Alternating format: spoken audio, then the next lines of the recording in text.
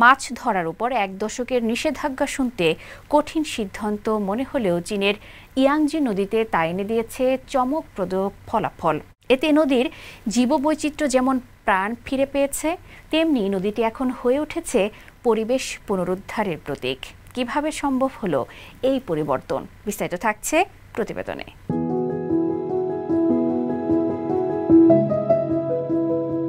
2021 সালে চীন সরকার ইয়াংজি নদীর অববাহিকায় মাছ ধরায় নিষেধাজ্ঞা কার্যকর করে নদীর জলজ বৈচিত্র্য এবং পানির পরিবেশ পুনরুদ্ধার ত্বরান্বিত করা। মাত্র 4 বছরেই দৃশ্যমান পরিবর্তন লক্ষ্য করা যায়। নদীটিতে 2021 থেকে 2024 পর্যন্ত 344 প্রজাতির দেশীয় মাছ শনাক্ত হয়েছে, যা আগের 4 বছরের তুলনায় 36 প্রজাতি বেশি।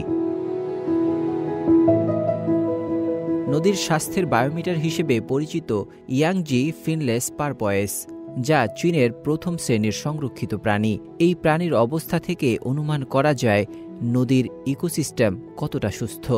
সম্প্রতি 2টি ইয়াংজি ফিনলেস পারপয়েস গর্ভবতী বলে নিশ্চিত করেছে গবেষকরা, যা নদীর জীববৈচিত্র্যের পুনর্জন্মের আরেকটি ইতিবাচক ইঙ্গিত।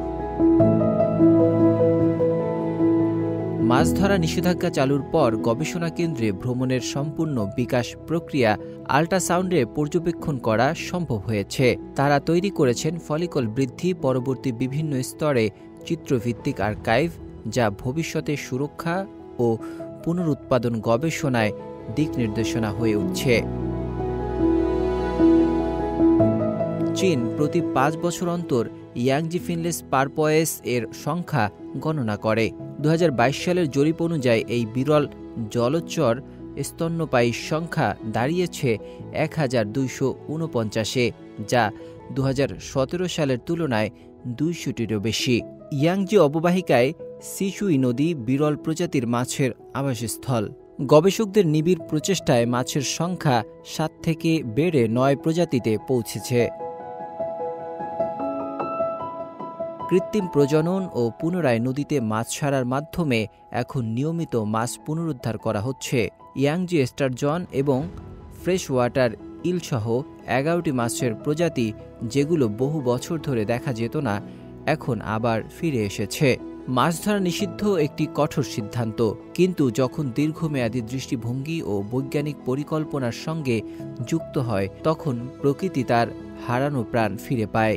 ইয়াংজি নদী এখন চীনের পরিবেশ সচেতনতা ও সংরক্ষণের এক অনন্য দৃষ্টান্ত। নাজমুল হক রাইয়ান, সিএমজি বাংলা।